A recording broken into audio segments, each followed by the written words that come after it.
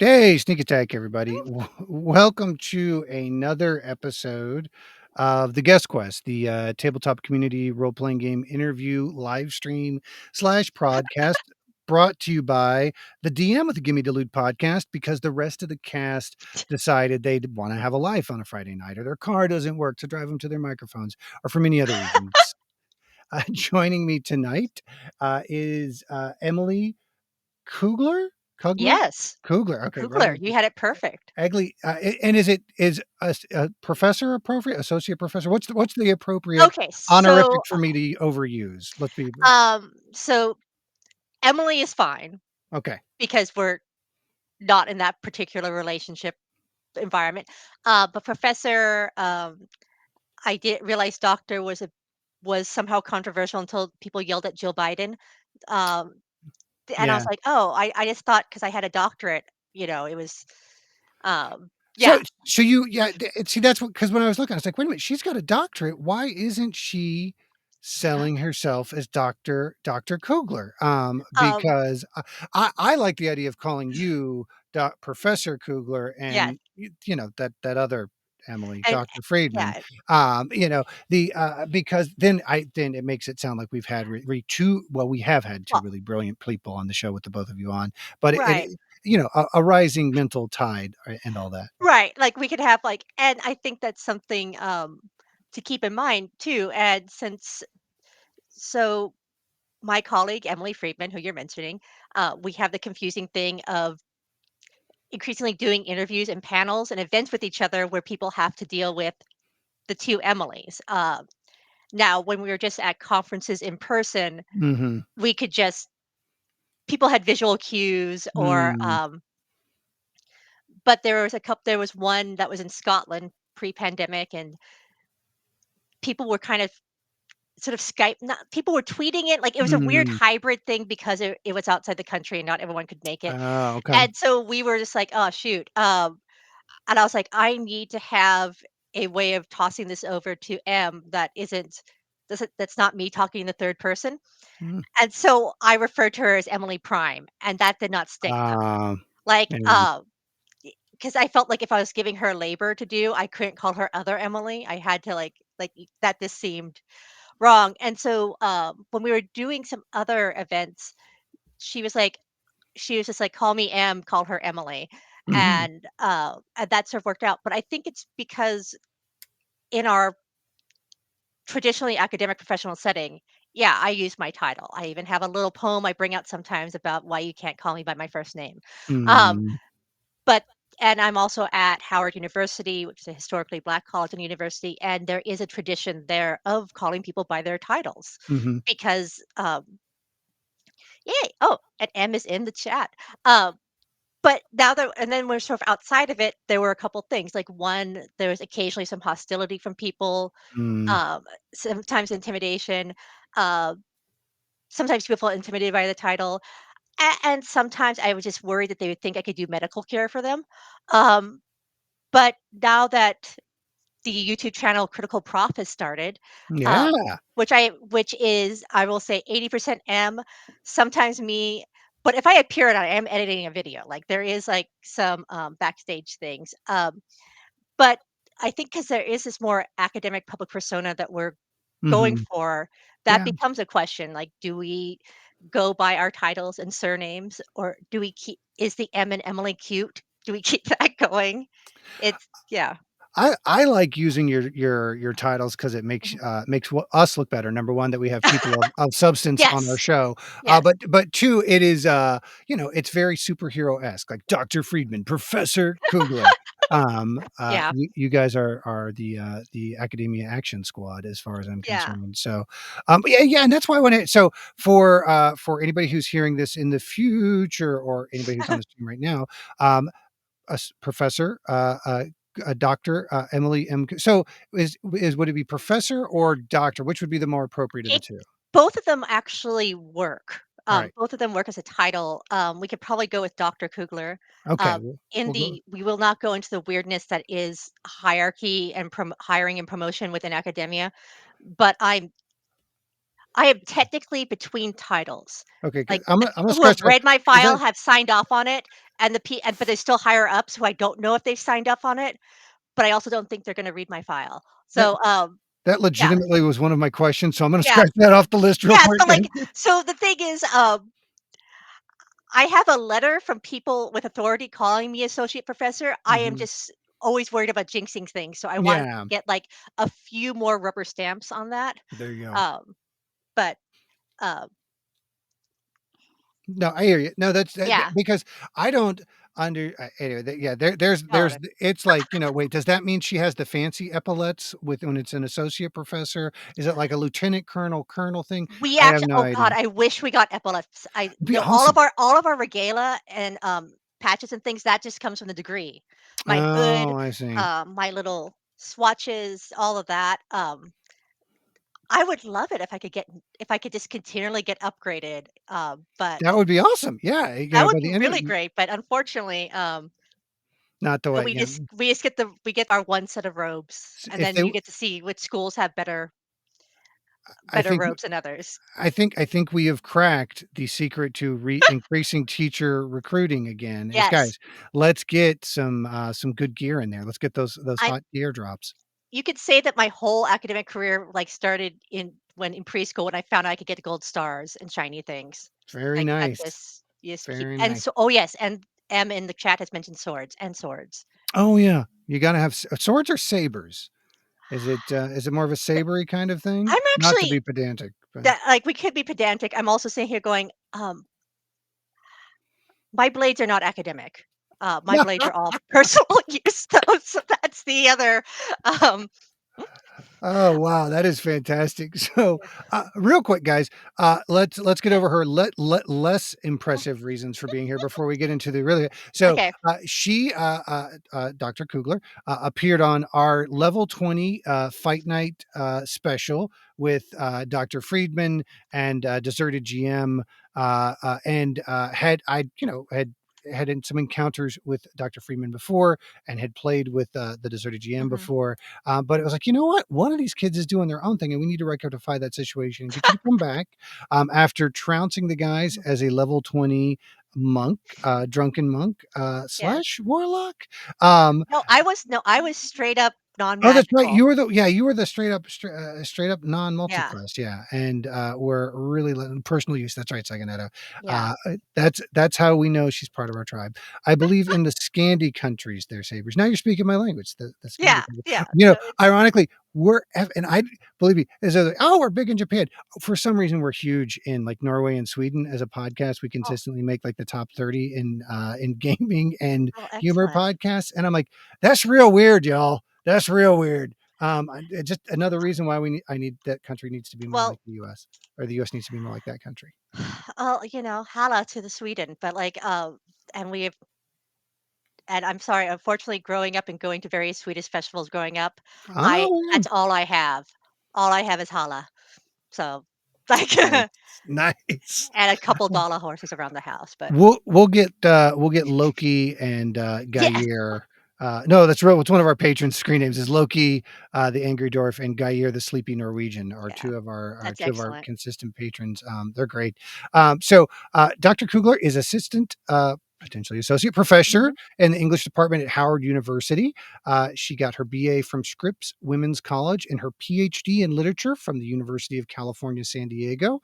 Her work touches on histories of enslavement, empire, literary print, literary, literary print networks, digital humanities, and gender studies.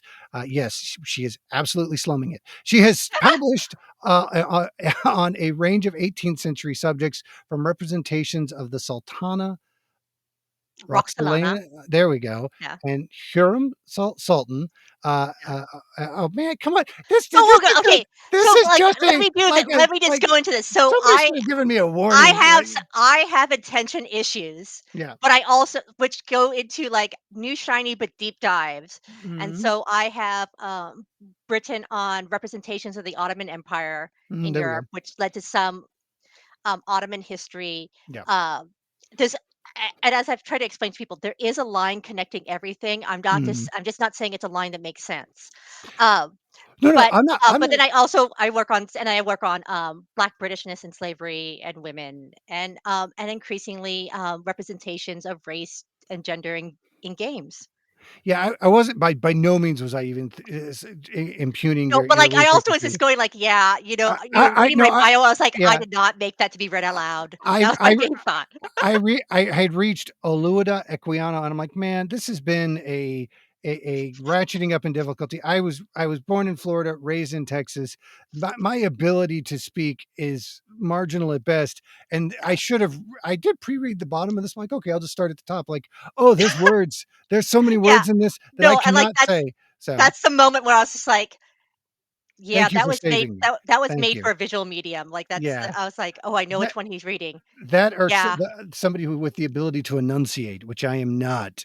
Oh, So, it's, yeah, like, I yeah, it's, you do and also I was like, "Oh, he doesn't not have to remember how to do you do not have to do you don't have to do the Magnificent Century." That's just basically my there feeling, we like, go. you do not have to do, Golden Age of the Ottomans, names. No. I was like Yeah, thank you very much. Because like, man, I really set myself up for this one, but that's again, part so, more than one Ola random gag. Equiano's, his other name was Gustavus Vasa because he was named after a Swedish king, Oh, so well, there you go. See, more for the audience there. I can pull off Gustav, kind of, maybe.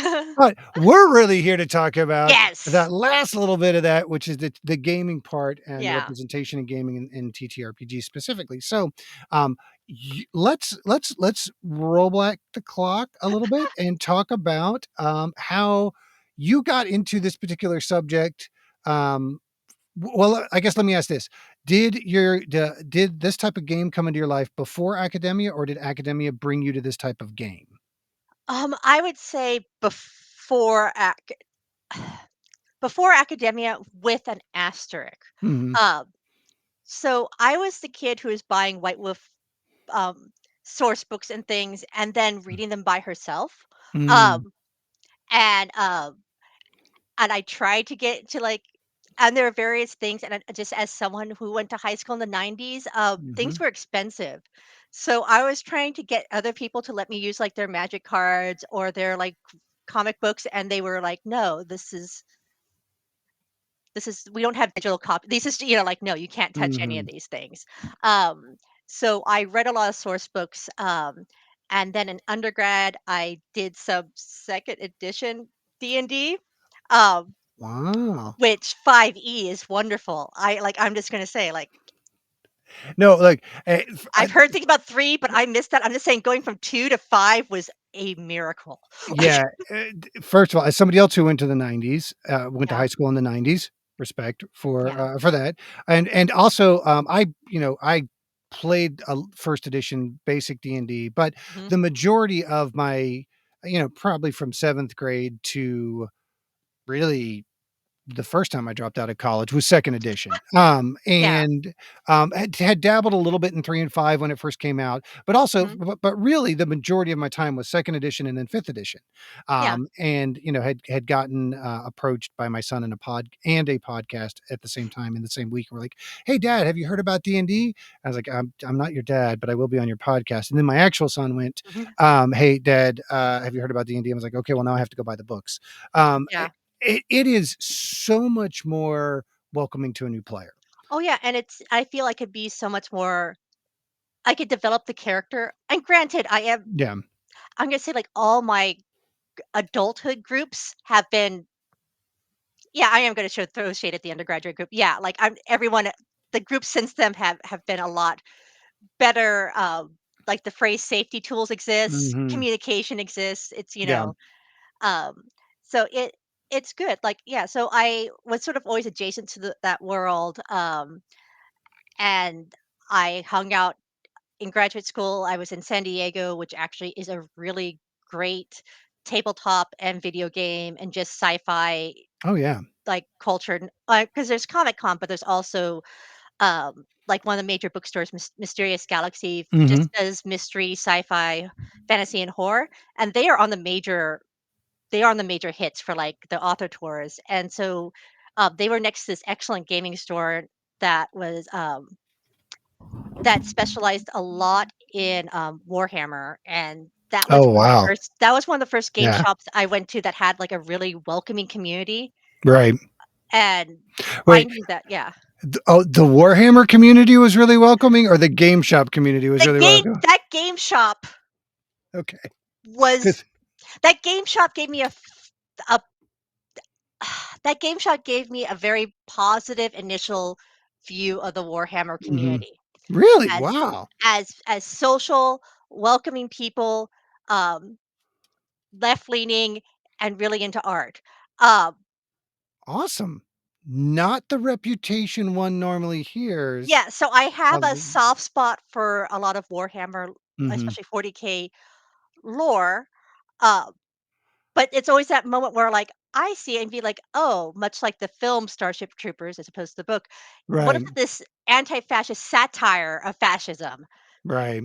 Uh, I didn't realize some people were just like, "I like to play a basic Space Marine for the Ye Emperor," and I was like, "But you have so many other options in Yeah. your life here." Like Yeah. Yeah, yeah, reading the subtext as text and the yeah, opposite of that. Yeah, there's, and but I think that's true of every medium, and yeah, I don't mean to generalize any fandom. It's just, it's so yeah, it's interesting that, at least even if it like your first encounter with it was definitely a little bit gatekeepery, yeah, and then when encountering what is very frequently, and not just yeah, Warhammer players, but war gamers in general, the yeah, miniature, like hardcore, have got the giant table laid out with the tiny little city, and they're measuring distance to tell range and everything, have a little bit of a reputation going back as being the right. gatekeeperist, was that gateway. That's really cool to Yeah. hear, man. Yeah, I That's mean very and they heartwarming. also had, like and I also had, like I did have a male entrant to get me in, like, it's like Mm, so there mm, is that, but it also was, like, it was a good community, and also it was going off of it was next to an excellent bookstore, yeah, uh, and it was a crowd that was mainly, I would say people in tech or in the mm, military or okay, biotech, which I think is sort of the mixture, and so it was an interesting group of people, yeah, and, yeah, and I'm just gonna say, like, I haven't really found that type of community for that particular game elsewhere. Like, I feel right, like there's a nice mix that was happening. Maybe I was just hitting the right time.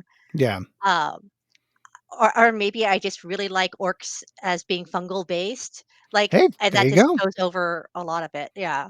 That Um, that makes sense. I can see the through line there, absolutely, for yeah, like it's sure. just I was just like, yeah, and but yeah, like I that sort of tabletop community, and then there's like the wider world of board games have always been Mm, a constant, and now we're in this era where you can access and find out about all these amazing games like throughout the world, and mhm. you're not just limited to your Toys R Us, like Yeah, and so, good segue, Doctor Cooler, okay, moving into this era. yeah, So then, you get introduced to it, you play some 2nd edition, yeah, and now you're further along in your life and in your career. How yeah, does 5th edition come in, and how does it tie into the academic okay, side? okay. So well, fifth edition comes out, Mhm. and M. Friedman, who is in the chat, um, was like, "Hey, we go to this. All see each other about once a year at this conference.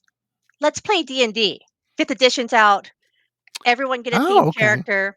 Let's do that." So actually, a campaign I am still in starts around that time, and it starts around that time, and it's very much and it sort of continued. Like during the pandemic, we Mhm. became like every other week as opposed to once or maybe twice a year. So our Yeah. characters have advanced a lot since then.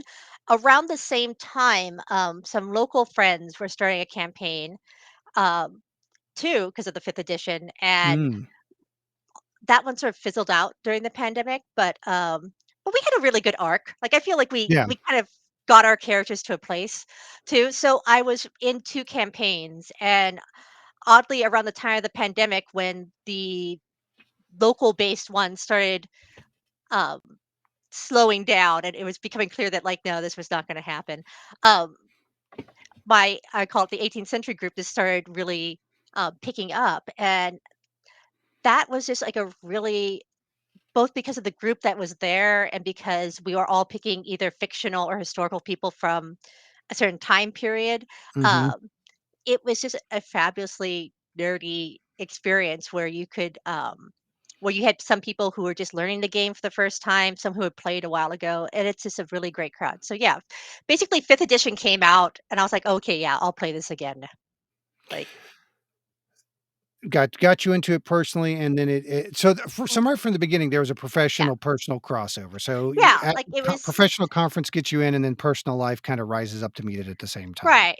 And it's that sort of moment of like because in academia,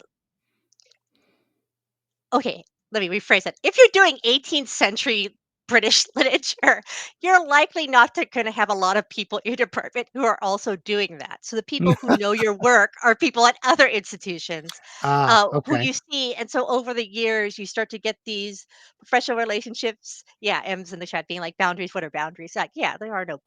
But like you have like these people you see on a regular basis who go from professional to being like personal friends, and that blending of it came together. And during the pandemic, Em and I were playing a lot, we're watching a lot of things, and we're also texting each other massive paragraphs as we're like watching Mm. actual play, or as we're watching something else, or as we're sort of like going through something, and we're like, we probably should write something. I think we just wrote something on this. We just need to move this out of that forum. And so we started so we've started publishing a few things on it, usually focused on Jane Austen representations, Mhm. but we've been looking at other things. And I'm just going to say, like, if you look up M.E.M. Friedman's stuff at Polygon, she now has multiple articles there. She um, does, she oh does. yeah. Yeah, Yeah, I know. so it's like it sort of came out of that moment of things that I'm not curing cancer. I went into literature because I love it. Like, Mhm. I pursue things that I had an intellectual interest in, but also, I enjoy it. Um, and Yeah, so that bleeding over between things I find pleasurable and things that become work, yeah. um, I mean, sometimes it's good, and sometimes it gets weird, but Well yeah. well, first of all, don't downplay the work that you guys do. No, you're not curing cancer, but technically nobody is. So there's that Right, right there, yeah, you know what I mean? But also, I mean, I think that's, and it's something I've been really kind of diving into a lot with different conversations with people recently, is there is somewhat of a American centric toxic perspective on the efficacy of intelligence, that hey, if you're not using your effort and intelligence to solve X or do Y, or then it become doesn't have. rich. Yeah, exactly. Or Yeah, stack piles of money up, or convince people that they should give you piles of money, then it's not intrinsically valuable, and that's really not the case. And in fact, it's right, opposite. So in most cases, and I think what's really fascinating about what you're talking about is it is very representative of the pandemic story, right, where which again, I think, and I am fascinated with the studies that will come out over this over time, because as you go back and you look at the Great Depression, where it's like, hey, bridge and bird watching and right. stamp collecting exist because that's what people had the Oh, money that's a to good do at point. the time. Yeah, So now we go into a period where D&D is starting to have a little bit of resurgence with the fifth edition. right. Stranger Things is out there, and Yes. then we all get locked in our houses for 2 years. And oh, by the way, it just happens that there are now these magical boxes that can serve up all this other Right, stuff, and there is a pop culture movement which is reflective of it. So it really is this bizarre perfect storm of it. And y'all's kind of origin story, we're mhm. turning this into a superhero book, god damn it, by Okay. hook or by crook. A Your origin story is, what if smart people did the same thing that I did? So I think it's really cool that you guys are spinning some stuff out of that. And then I think it too, it's particularly interesting that the 18th century is so ripe for Yeah, interpretation through this lens. I mean, don't get me wrong, fifth edition, I think, supports those kind of interpretations. We have our mhm. own, we have a show next week where the guys are coming up with D&D characters based off of the different characters of Sylvester Stallone. So, Abs again, what happened if smart people do what we do is what you guys are producing. Okay, my side note is I hope somebody pulls from the film Oscar, because that is my favorite Sylvester Stallone film. It's it's where he gets to be funny. Marissa Tomei, like no, Marissa Tomei is not it. I'm actually hallucinating and Marissa Tomei into a film just because I like it that much. But I hope that there is like the period piece gangster film comedy would be great to have that in there too. I But don't yeah, think you're hallucinating that. Hang on, I just pulled really, up is she in it? Like I'm just like Marissa I was like it's been a while since I saw that. Marissa Tomei as Lisa Provolone in that. Okay, excellent. I Um, am not familiar with this film, but I will be it by the end of the week. I have I will also do the caveat to everyone. I think this is one of those films I have not watched as an adult, so we'll put a big Mm, asterisk next to that because there's been yeah. some films I've gone back to and went, "Oh." It did come out in 1991. It So is I will say like 11, 12-year-old Emily thought this was like really smart and funny. it's based on a 1967 French film of the same name. So even So as a child, you were diving into classier content than a lot of us. No, no, but I think it's really cool. So I guess my yeah. question for you, you've been what I mean, other than obviously there's the link between what you guys are doing Mhm. with English Lit, what sparked the 18th century aspect of it for you? Is it the academic aspect, or is it there's something, or is there Yeah. a parallel between what D&D, where are the hooks?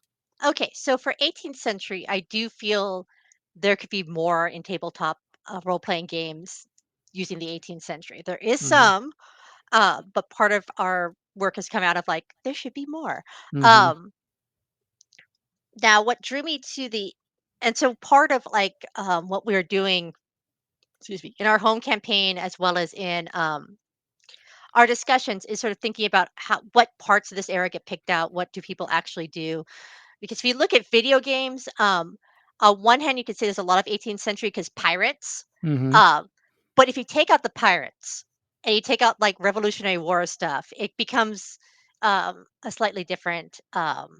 It's a strange space. But like what drew me to the 18th century in general was okay, look, if you talked to me when I was 21, 22, I would have said something like, "Oh, I'm going to look at perimillennial trans-Pacific life writing," which again, it's all valid and everything, but that was me at 21. But mhm, I started looking more at historical texts and finding things where racial categories were there, but really kind of wonky. Where you had people playing with gender, but like the language around it was really sort of strange, and a lot of things I was interested in. mm, And I will answer the question about the long 18th century in a second, unless M does that before me in the chat. Um, is that um, is that it seemed like a time when a lot of things were in flux and mhm, people were talking about it being in flux. And there and it also was and to a certain extent why British, I was like, well, they are with some problems going out there into the world. And I was like, well, I can sort of do any place or any topic from this. I like the expansiveness of it. Um, and yeah, and Em and I talked about the long 18th century, which is also us just sort of saying, yeah, we take it's as long as we want it to be.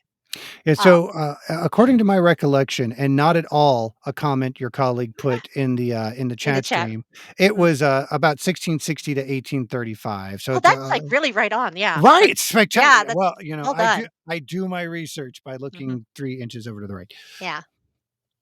So, for somebody who hasn't done the depth of research that I have done, and clearly the work that you guys have done, what are paint a little bit of a character. Give us some kind of what the character. When you say 18th century, Okay.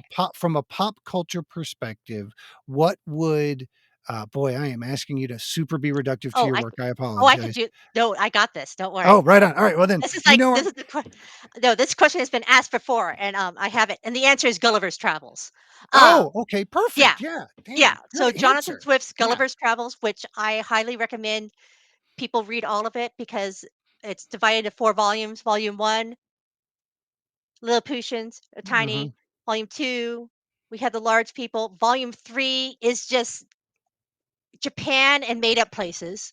Is Um, there's a bit with floating heads at some point, right? Or yeah, giant yeah, yeah, okay. and also there's, like, there's floating islands, there's all sorts of stuff, Mhm, and randomly Japan.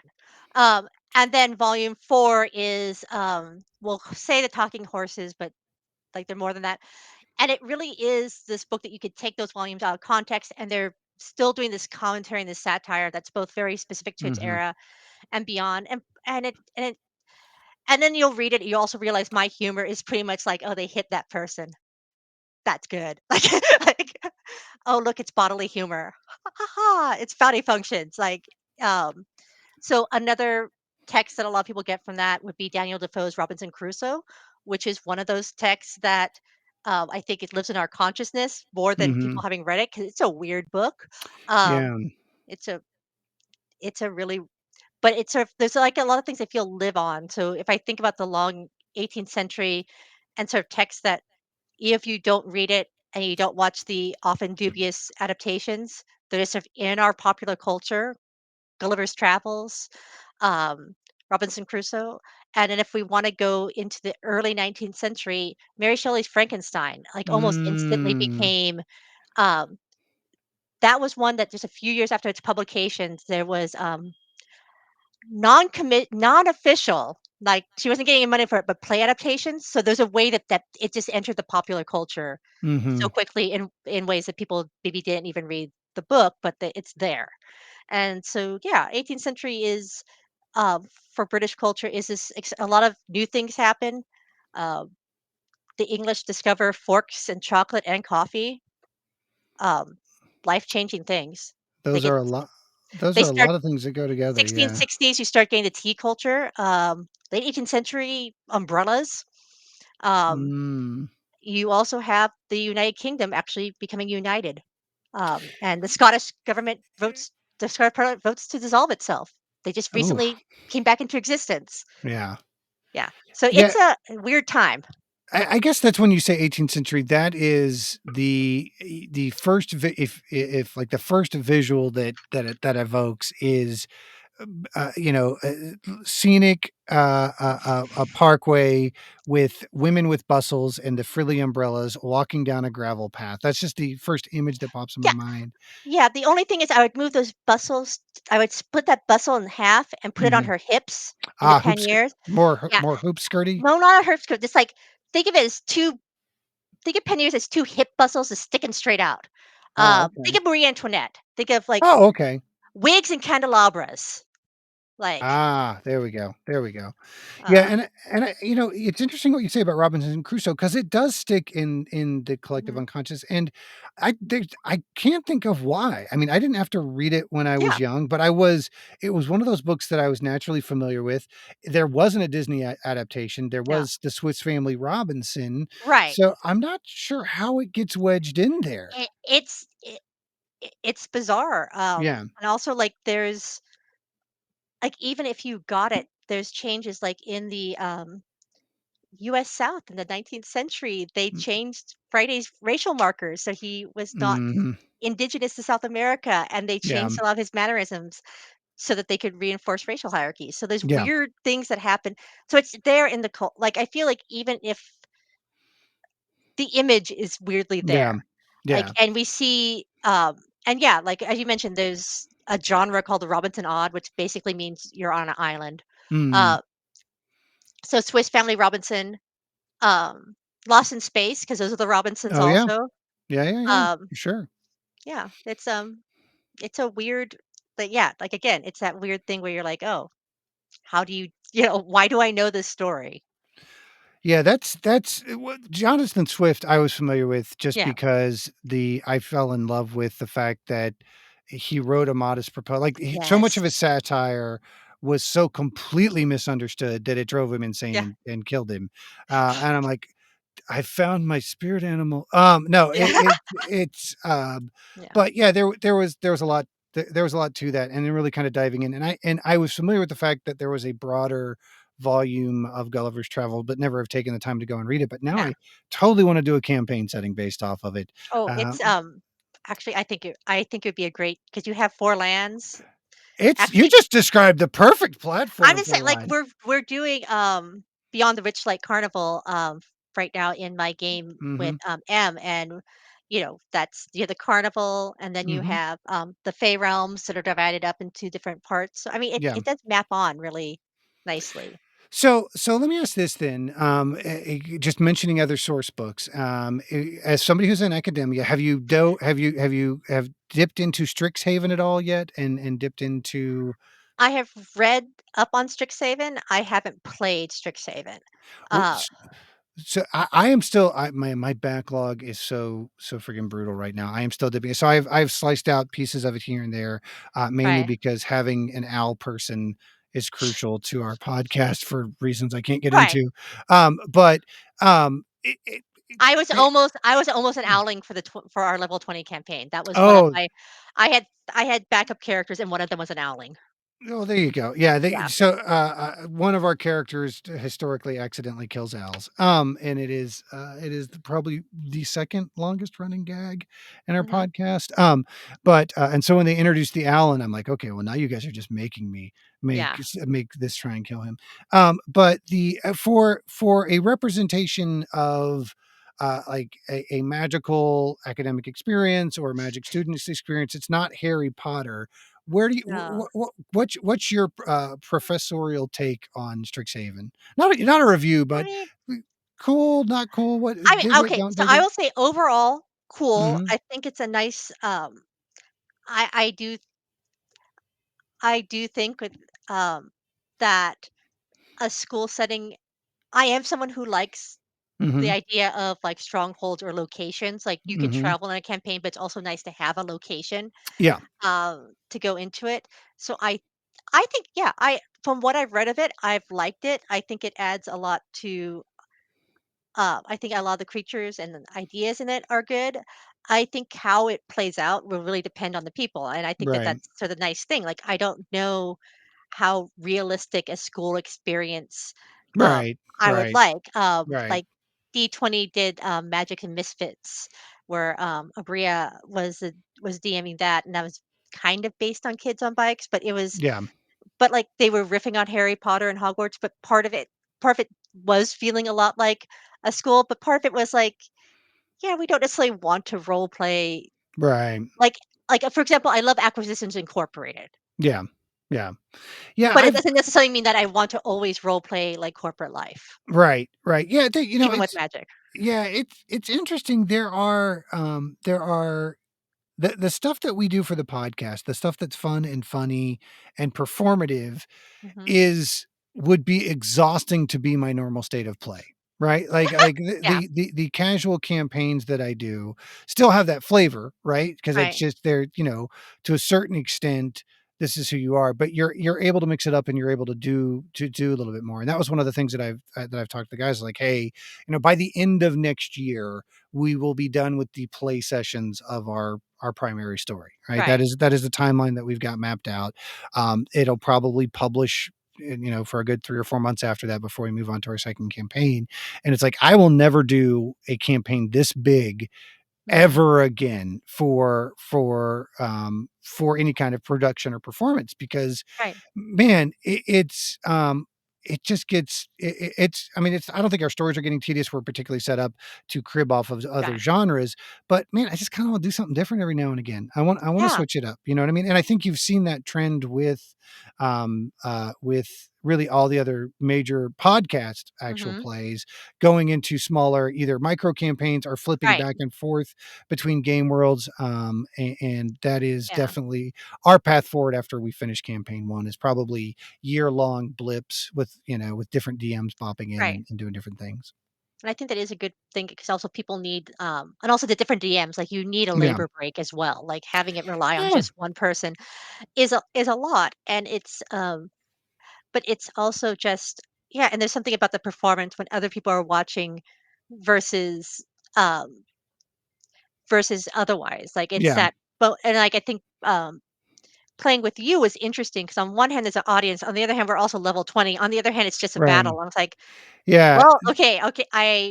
I don't need to know how I know these people. Right. Like I that's not The into it. I I do wish I had figured out, and I'm glad you guys told me that I should push people off bridges when Push they're people off unconscious. bridges more When frequently, they're yeah, unconscious, I should just, yeah, like, kick them over, talk them off. We and you I get just wasn't, like, and then, I wouldn't be stuck on a bridge being like, "Aha, how do I get past this unconscious person?"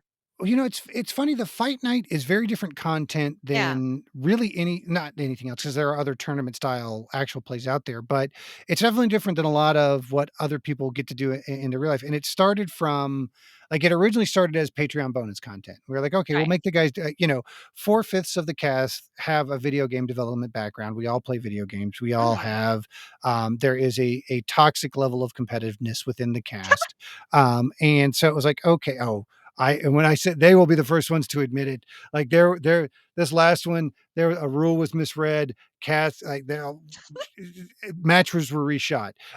So the but we said okay, let's do that. And then when we were trying to figure out what our charity event was going to be, we said okay, well let's try and do Right. the tournament stuff with other groups, and that's really how Fight Nights were born. And it is much more of a video game version of the TTRPG experience Yeah. than you're going to get. It is more board gamey. There Right. is all the text is flavor text, right? Like, Right. because it is very mechanical. There is a running bit in the podcast where I yell at the guys for counting squares Mhm. in content, and that's one where it's actually Yeah. encouraged. Like, you've got to know your range. Yeah. It is more back to the tactical kind of Final Fantasy Tactics RPG roots. They were very open about it. What is this? That Owl they are very co Nightmares. that your group is very competitive and they are open Yeah. about No, that. they're very open about it. They do not. But I mean, again, in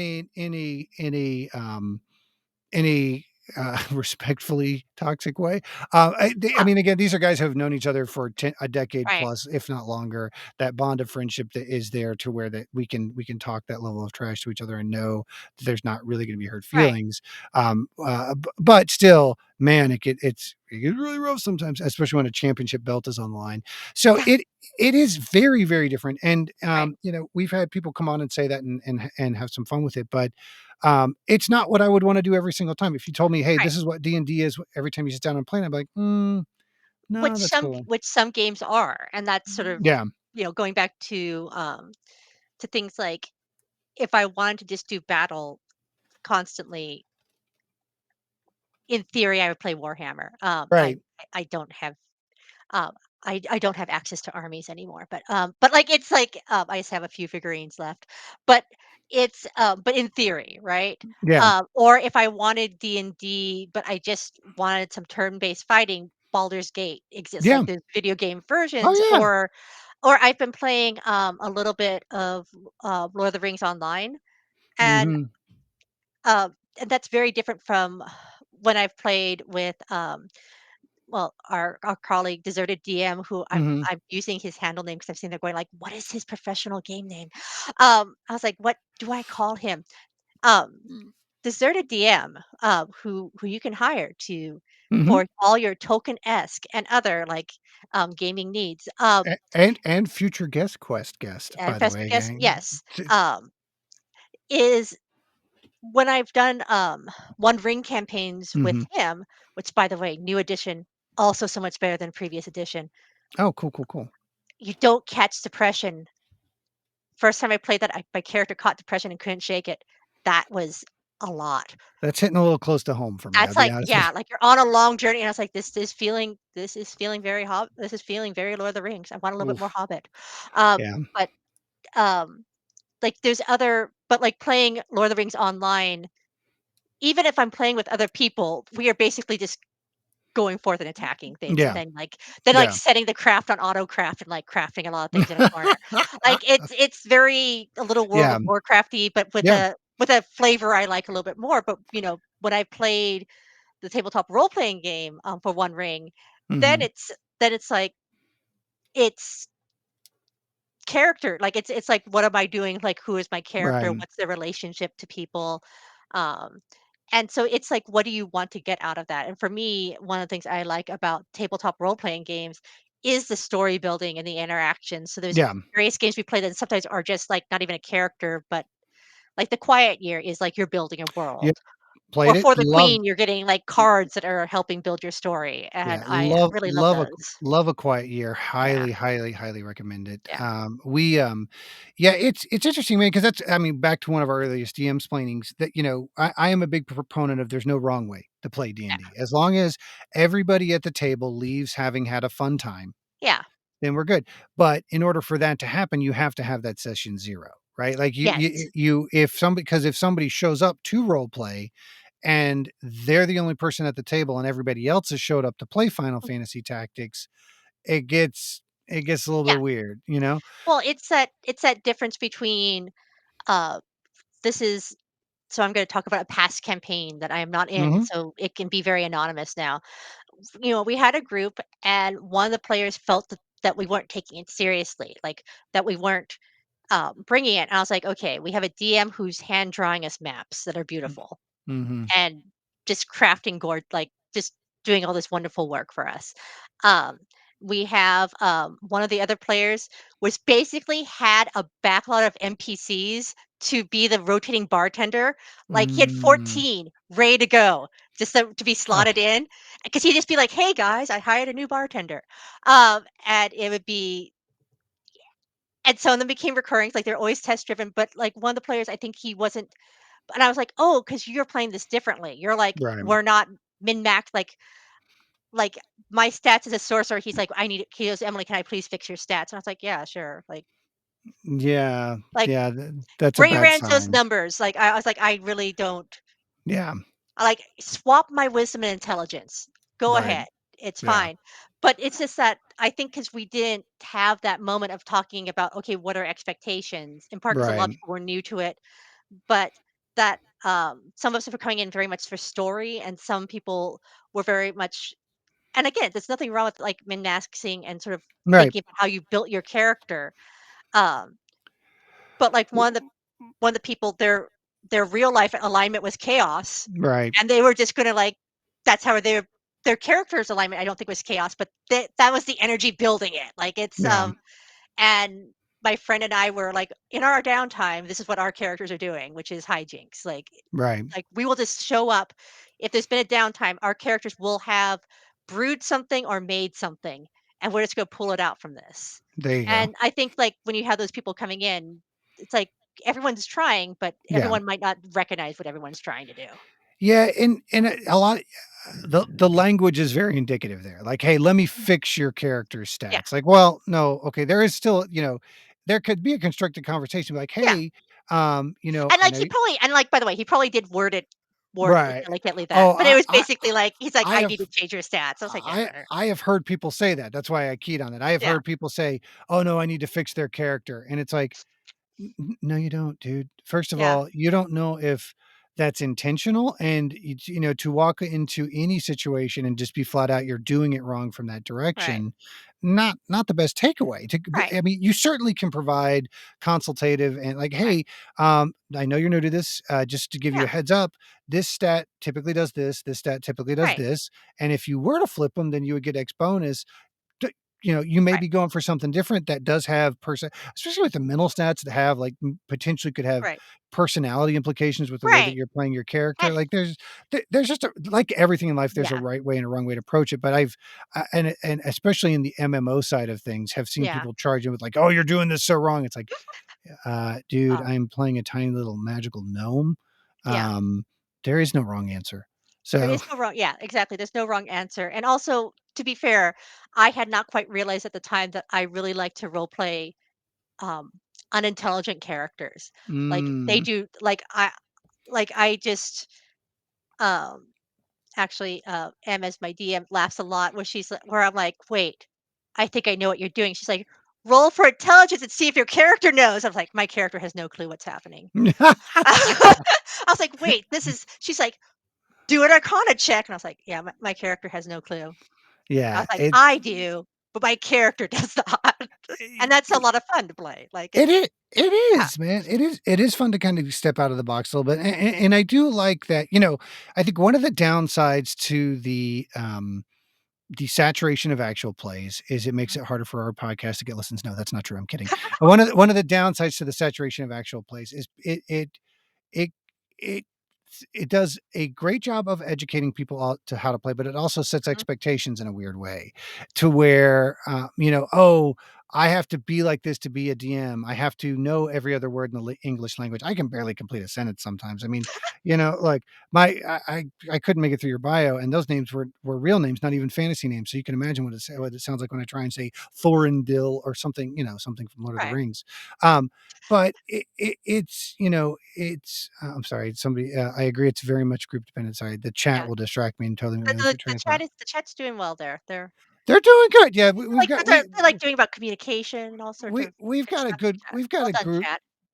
good group of guys that and gals that support us on and are there for us. But I think it can set some expectations sometimes. I think the wrong way for both a new player and a new DM, and so just being able to take a step back from that, I think and I think there's a lot more dialogue about that now than there was previously. Right. And what's interesting is I feel some of the more high profile DMs do talk about Hmm. their experiences, and I think, like, if you so, like, there's that level of, like, if you're just watching the actual plays, it could be very intimidating and like, "Oh, I have to be this." And the question is, like, are you performing for an audience? You Yeah. might not need to do a lot of those things then. And then there's the, like, "Oh, do you wanna take an even deeper dive and listen to this person talk about it?" And when you listen to them talk about it, you're like, "Oh, yeah, this is" it's less intimidating than Hmm. it could be, or a lot of expectations could go off. Like, I feel like it's a lot of games playing with different people. Um, so there's like my D&D group. There's sort of like a general board game slash role playing game group that I meet with on a regular basis, and we did Brindlewood Bay, Hmm. and then I did a separate campaign with Brindlewood Bay, and leading that, I was like, okay, I just had this led by someone incredible who Hmm. just who I was like, I would listen. I was like going there like, I'd listen to this campaign. We are missing out on monetizing this. We need to like get this out there.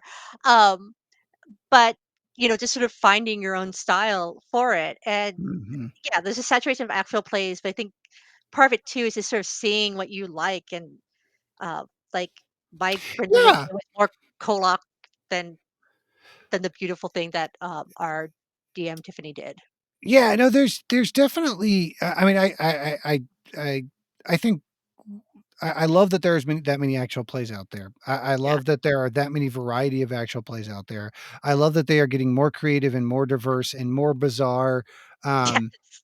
and it's one of those things where I think there is, I think more so than in a lot of other hobbies, that the main marketing piece or main representation of that hobby is the participants are kind of comparing themselves to, I think, a little bit more aggressive. And I Right. guess that's, I mean, that's true about sports and Right. all other kinds of things that, like, oh, I mean, there are other representations out there, but it just seems a little bit more predominant, a little bit more closer to Yeah. home with this particular activity and Right. community. And but again, Yeah. I think that's been recognized, and I think there's efforts to talk back to it. It's interesting that I hear it. I've had a couple of different people reach out to me. It's like, "Hey, man, can you tell me how to be a good dungeon master?" And it's like, oof, do it until you get good, Yeah. because I don't think I'm a good dungeon it's like, dude, I Right. get out of every session going, "Oh god, that was terrible." And then when I go back and I edit and I go, "Okay, that wasn't so bad." You know Yeah. what I mean? It really I don't know.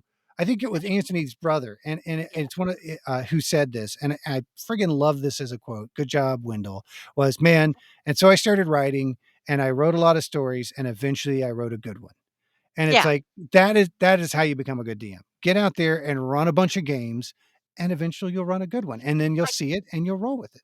right. It's also like much like playing. And I think when you brought up the point, like, yeah, you brought up a sports analogy, and we might look at an athlete, and if we do something similar, we might be like, okay, look at what they're doing. How do I model on that? Or for video game, but like also sometimes with the professional athletes, you kind of might know that you're not going to that Right, like you're like, oh, that might not apply. But for other things, you're like, this is attainable. Uh, right. and that's that mix, but also it's also just with games you can do, especially if it's like right now my roommate's playing Overwatch because Mhm. I have you can't hear it, but I can hear it. Um, and that's like different. Like I feel like there are sort of like, yeah, you Yeah. can do your own style, but you might want to think about like, Right. how you should do this. But if you're creating a character-driven piece, there isn't a wrong Right. way, and I think one of the best things to do is just to check in with your group. Yeah. Uh, I think I was introduced to this, well, through Brindlewood Bay and Mhm. talking with them, but the idea of stars and wishes at the end where you say, like, Yeah. "Star, what did you love? Wishes, what would you like to happen?" Which is nice because then people are saying nice things, or with one group I was running, I was like, "Put in the Discord. I need to, like it's been a while, like, I need to get offline now, but Yeah. you can write your reflections in the Discord. Like Yeah. this, I would like more this." And that's, um and I think that that's yeah, when people go like, "How do I be a good DM?" I think the ones I've loved working with listened to Yep. people, said like, "Hey, so what's working for you?" I think a big part of it is, hey, understand all the stuff that you're seeing on actual plays Mhm. is intended to be a performance. All Yes. right. And while that's not what makes a good DM, that's what makes a good performer necessarily. When, it is a daunting task to be the host of the party that also has to tell the story and also has to try and kill the people that are at the party. Yes. And at the end of it, make sure that everybody who he didn't kill leaves with a smile on their face. And that's an intimidating Yeah. thought going into the situation, but it's really not it's something as long as you're having a good time with it and as long as Right. you are they've done the hard work of giving you the context and the setting to kind of dive in and use the Right. rule set. Just use the tools at your advantage, get them wrong, lord Yeah. knows we do, and then lather, rinse, repeat until you feel like you've got it honed down to a science. And things like and I think the technicalities, they change. I mean, Yeah. even on the most recent Critical Role, there was a moment where Matt Mercer completely forgot what rule he said last time, Yeah. like whether something was there or not. Yeah. Like, and it's like, yeah, you're not going to it's no one's it's still it's art and it's games and it's play and it's yeah. Yeah. It's okay. Yeah. So cool. All right. Well, hey, anybody in the chat, we're getting towards the back Yeah. portion of the stream. Does anybody have any questions in the chat as we look to kind of wind things up? So real quick, let's talk Mhm. about your ongoing projects. You've got 18th century or critical prof. Yeah, so Critical Prof is just the, name. You will mainly see M on that. She teaches, taught a she taught a tabletop gaming class last semester where she would do, recaps, and she's also doing Playing Jane Austen Hmm. this semester. Um, I have incorporated games in my classes. It was all pre like, us having a channel, and then since then, I'm like, "Oh, wait, yeah, I guess I could do that." But yeah, look at Critical Prof. On the YouTube channel, and there's also an Instagram. M runs that. But okay, and just in case people are coming in now, and again, the confusing thing, Emily Friedman. I'm Emily Kugler, but Emily Friedman and I often play. We are friends. We co-author. We put things out, um, and so we have a couple of. I think we have something. Yes, we do. We have something coming out about representations of sexuality in certain video games, such Oh, as awesome. Infamous Nights. Speaking of words, Infamous Nights and Dream Daddies. Uh, Mm. that's coming out at some unspecified time. Uh, and in the works, I would say like for if people want to find me, I am currently not at my most active on social media that I've ever been. Um, but I do tweet at EMNK, and you can usually find things I'm working on or things Em and I work on, and then I retweet because she's good about tweeting it. And occasionally I do have a Twitch channel that I intermittently stream games on, and most of those games are connect. If I'm streaming it, it's usually going to be something I'm going to write about or something I'm going to teach. And so right now, it's Life is Strange True Colors. We'll see what's going to happen with that. So Oh, cool, cool, cool, yeah, cool. that's a Yeah, game where your power is empathy. yeah, my daughter got really into those games for a Yeah. minute, and then I think They're oversaturated herself with them, and I was like, I'm kinda done with it." yeah, they're both really pleasant, then punctuated by, heartbreak. Like, Yeah. yeah, it's like you get this immersive real life feel, and then, like, life happens. Yeah. Yeah, Yeah, they were pretty intense in a yeah. couple of spots. I know for a fact. But well, I think largely well done in a couple of different Oh, ways. yeah. But well, cool, gang. That monkey is not a question, Saga Nadao. No, but, like, Um, okay, Mister is amazing. Um, so Critical Role, mhm. there is an NPC who is a fire elemental named Mister. He is a monkey. He is a fire elemental that acts like a monkey. He will Okay. throw flaming things at you. Circle of Flame Druid. I'm thinking What is for possibly. okay, well, someone in the chat probably knows what type of druid fern is. Basically, speaking of this, like, where longer campaigns like Critical Role occasionally say, like, "What if we took breaks?" Right. They had their Exandria Unlimited break, different Mhm. DM Wildfire Druid, thank you. Yep. Circle of Um, Wildfire. There yeah, we go. and, what was nice about Exandria Unlimited when it first started is basically it's everyone waking up after what Mm. seems to be a party and, like, not remembering a lot and being like, "Hey, I have a fire elemental now." Ah, yeah. So yeah, it's we've been there. I've been there. Yeah, Right. like, I was like, "That feels real." That's Yeah, that's very close to home. Very close to home. Yeah, I have never got. I have tried. I've bounced off Critical Role a couple of times. I keep trying so hard, but it's, um, it's a lot, like, yeah, even their shorter even, like, the things that were considered bottle episodes are right. still, a couple feature-length films together. Well, and honestly, I really think what it is I I live in the goofier podcast. Mm, And I'm not saying a whole lot of this because oh my gosh, you mean you like these podcasts? Because of course you do. They're great. yeah. Dungeons and Daddies, friggin' phenomenal. Yes. Not another D&D podcast took exactly I think 73 seconds to bust out Dragon Dicks. I'm like I'm in on this for life. Mhm. I've actually only podcast that I've ever gone and seen live. I even met some of my Oh, cast members in real life. Yeah, oh, that's so cool. they headlined Austin's Moon Tower festival, and it was a Oh, great cool, that's show. really cool. Yeah, it's super fun time. There's a lot of Morbius too. It's a very Morbius and ejaculate heavy show. So again, you can see why it aligns Yeah, with our podcast very well.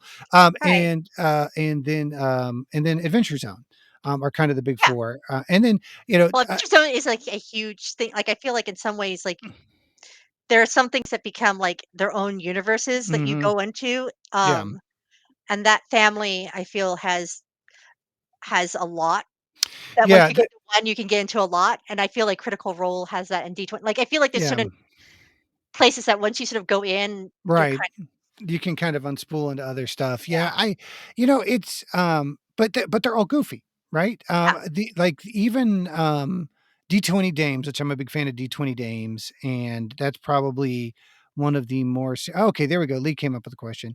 cool, Um do you find yourself playing more games over the holiday seasonal breaks, or are you in academic recovery mode?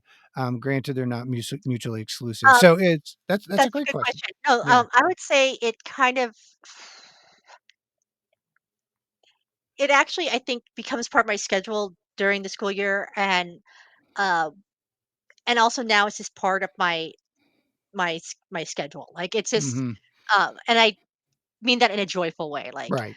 um, like, there's so, yeah, so, like, for example, speaking of Critical Role, like, I do not watch there are definitely episodes I miss, and there's definitely episodes of, like, I will check in on that later, Hmm. but, like, I actually watch it with M and, another person who, if you follow her on Twitter, she refers to him as Drama Prof. He doesn't have any social handles that I think are public, so we'll just call him that. Like, Mhm, we watch over Zoom together, and so mhm. it's also sort of like it's Thursday night. Yeah, Yeah, it's Critical Role, but it's also I'm gonna hang out and, like, right. watch a show with my friends. Um, and then on Saturdays, I have, like, a board game/role-playing slash role-playing game brunch. Video games, I have, like, my regular sort of tabletop role-playing as a player and as a viewer for Mhm, actual plays, those are sort of put in there, playing, when it's, like, playing a game on my own that, like and, I had a Brindlewood Bay that I was going for a mhm, while, but life changed, and then but, like, when I'm playing games on my own, that can vary, and I think that it's not so much like, do I play less or more during the school year? What I play might change. Yeah. So, um, like, yeah, I've mentioned Life is Strange. I might, like, put that in, like, an episode. It's like watching an Mm, episode of a show. Like, I play for, like, an hour or hour and a half, and I right. get, like, a part of the story. But I'm also playing a game called Terraformers, where it's basically you're colonizing Mars, and it has, like, as a Kim Stanley Robinson fan, by the way, he got his degree at my we both had our doctorates in the same department. Oh, How he nice. talks, um, with a pathway that just wasn't gonna be the pathway for anyone else there. But I was like, "Well, yes, how do we become a best-selling novelist who, like, NASA people read and model things on?" How does one do that with a literature PhD? And, it has, like, it has, like, the red track, the blue track, and the green track, and so I'm just, so, like, there's also times where I'm just like, I am just going to try to terraform Mars, or I'm gonna play Frostpunk, and, which is Yeah. a video game which is Mhm. steampunk, kind of libertarian in its politics, so, like, you can never actually have Mm, basically, you always have people angry at you because you can never actually get committees to run things. It always has to fall mhm. on you, and everyone's anger falls on you. Um, Yeah. so, um so, like, yeah, there's certain games I might end up playing that are less story driven sometimes when I'm stressed, but, Yeah, I'm in the weird spot right now where I have, about 2 hours of free time a week, and so my gaming is all in 15-minute chunks. yeah, So, like, everything I'm playing right now are tends to skew towards, like, deck building roguelikes, like Slay the yeah, Spire, Monster Train, something that I can sit down, play for 15 minutes. Hades was great for this, oh, which is Hades, oh such god, a great game. God, that game is just no, about Hades is perfect in so many ways. Yeah, just yeah, art direction, characterization, just queer as queer can get. yeah, Just it kept so yeah, much great stuff in it. Yeah, was no, fantastic. Hades, excellent, Yeah, it was so good, and, was able to hop in, play for 50 minutes, hop out, and felt like I got something done for it, and that's really where yeah, my game because the monsters who listen to our podcast demand that I keep putting out episodes, and so, literally, as soon as I get done with this conversation, it's back to the edit hole, yeah. so Oh, wait, you can't just, like, say, like, "Here, watch me play Animal Crossing. I'm gonna go collect some shells now." Man, Animal Crossing, I bounce off of so hard. My daughter loves it. My son loves it. My daughter's really big into Sims too, though. I just, it is too relaxed for me. I It's guess is okay. the. I, like, had like, when the new Animal Crossing came out, I was sort of into it, and now it's not as bad as the earlier games where, like, you get utterly shamed by the NPCs, Hmm. but there is the my problem with New Leaf is that the social interactions, like, when the characters would be like, "Do you actually like me and want me to stay?" And even though it's an NPC, I was like, "Yes, of course, I like you." And so my island's is filled with awful people. Oh Like, yeah, yeah, yeah. awful, awful, needy people who are all, like, trying to they're all these animals trying to be influencers, and that's my island now, so I kind of It's like Tampa. It's like yeah, like, basically, that you've was my created Tampa. yeah, Yeah. like, so it's like, there's those things, I would say, um, if you if you liked Hades but want something even shorter and breezier, Boyfriend Dungeon. I have seen it. I have considered it, and I'm just like I got to get through. I got to beat Slay the Spire Oh, once. yeah, Oregon Trail, Bef- sounds like Oregon Trail. Yeah, but Oregon Trail, I die, like, that yeah. okay, speaking of episodes that I've, like, half made for the channel and then just never finished editing because life happened, I did have a Oregon Trail episode for Critical Profit that just kept spiraling out of control. Nice. Because there's a new game that came out on mobile, but then there's the other very, like, monetized clickbaity one that also came Oh, out on mobile. no good. Like, it's the one that they were touting being like, "Oh, here's our nice one." I was like, "Yeah, but you also have this other one that's" There there is also a tabletop card-based Oregon Trail game. I have played it. It is Ooh, interesting. Yeah, it's so, oh, wait, I've seen this, but I haven't played it. it's worth giving it a shot. Okay, It's interesting. The mechanics are a little bit deeper than you would think. It is just as difficult. You will die just as much, okay. as in the so, yeah, I was surprised. I wasn't exp I bought it on as a lark, kind of as a deal, Yes, there's quite a bit of dysentery. You do get bit by snakes. It can be played with multiple people, and so you can trade. You can make a decision as to whether or not to Yeah. help their oxen when they get sick. But you basically you have the deck of cards and you lay them out. And they form a path, and then you complete the path a certain number of Oh, times, and then stack. But yeah, it's actually surprisingly fun and just deep enough to sit down and play, and have some strategy to it and the mechanics to it. So would recommend. okay. No, I Um, I will definitely check that out. And I grew up in California, so we like so Donner Party and that Oregon Trail were always like um were part part of of your life. part of Part of your like, I mythos. was just like, "Oh, yes," like, it was educational in a lot of ways, even though we were on the slightly different trail. Yeah, I also say, like, if people like that, it's older, but it's still out there. Organ spelled like the things you have in your body, the zombie version. Oregon Trail. Ah, very Yeah, nice. There we go. yeah, Yeah, also a good variation. I will have to check that out. I have actually never That heard of that there was one. a tough time in my life where, that and, what is it? It's not Pandemic, the game, but it's like Pandemic, the video game where you are the virus, which Oh, since the interesting. pandemic, they have a thing where you can cure it, like you can be the other Ah, side. Now, there was a part of my life where I would just name various documents I was working at, and that would be my file saves. yeah. And I would just play like my apocalyptic games and be like, "Yep, died of dysentery. Yeah, That's what this form. How did this form end? This form died of dysentery. That's what happened." yeah. Uh, That was, like, cathartic. I will say, like, some of those games are Um, very, there's certain games I'm like, "I'm never gonna win this," but I get catharsis out of it, just the yeah. futility. Yeah, there are those mega hard games. Yeah, it's I never would have thought I would like roguelikes. Like the whole- my like Yeah. I as somebody who was a big completist, explore every corner of the world, the idea of a game that is different every time I play it and I can't memorize the exact yada Ooh, yada that it's in, was antithetical to the way that I would normally play. But again, it's okay. Let me sit down, play it for 15 minutes, yeah, die, get a little bit more XP to that next unlock, so I start with a little bit more advantage next time, is perfect yeah, for where I'm at in my life. So it's really cool yeah, that that it can that there is a shade of every gaming out there for everybody. So well, yeah, cool. and especially with mobile games, like, mobile games are a deep and sophisticated world, You know what and a weird world. I will tell you what is surprising. Have you checked out Netflix games on your phone yet? No, I haven't. So Netflix is producing games. If you go to your handy dandy phone app store and search Okay. Netflix games, you get a whole suite of them. If you've got a Netflix account, you can download them all for free. They're not monetized. There's no in-app purchases or Oh, anything like that. I've played about 5 or 6 of them, and 4 or 5 of them have been really good, including one animal-based fantasy roguelike deck builder, like a turn-based robot strategy kind of Final huh, Fantasy Taxi one, like a crazy putt-putt golf, arty putt-putt golf one. Didn't know they existed, heard them mentioned, and they have more than a yeah, few. Some of them, it's interesting because you can see the bolt on where the monetization would exist outside of their ecosphere, like they bought a game that has that rampant click the extra button, give me $1 for some more extra time, kind of engineered into it, but now you can right. just push the button and nothing happens, or you get the extra time for free.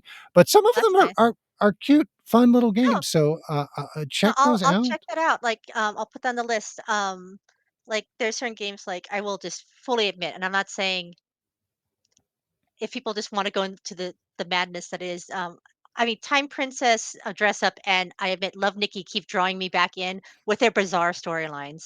Um, but there is, at least with Love Nikki, the game I'm actually so Netflix, I'm really curious about another, Means TV, which is, by stream it's sort of like owned by the streamers who Mhm. content creators, a lot of them have YouTube followings.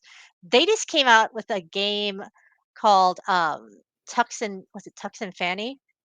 Which I guess I don't know, it's like these pixelated Russian things. I'm gonna check that out 'cause they're also promising sort of like not to overly monetize it in there. But thank you, I'm gonna check out Netflix games. Yeah, there's let's see, Yeah. how many, 1, 2, 3, 4. This is there's a limited list, but like there's a couple of Netflix like Yeah. 80s retro RPGs that I've just started kind of dipping into like I said, the only I've played let me see, of them I have played Dragon Up, which is like an idle dragon one of Mhm. those idle clicker games, not my cup of tea, seemed okay. Yeah. The Stranger Things 1984, I've got downloaded, I haven't done anything with it. Um, let's see, Arcanium: Rise of the Akan. Woof, again, words I can't say. Surprisingly good, roguelike Okay. strategy card game. Exploding Kittens, huge fan if you like Yeah, any of no, the I Yo-Yo like Exploding games. Kittens. Okay, Uh, yeah, I will they've got the online version. So I check will about yeah, Wonder Putt Forever, I think is also Wonder Putt Forever. Yeah. beautiful little, very artistic. Love the heck out of it. Mini golf game. So I can we're gonna wrap it up. Thank you Okay, so much, excellent. All right. Dr. Kugler, for joining Right. us as always. I hope you Yeah. guys enjoyed the stream. Hang on one second Okay. for me. Make stream end now. Okay.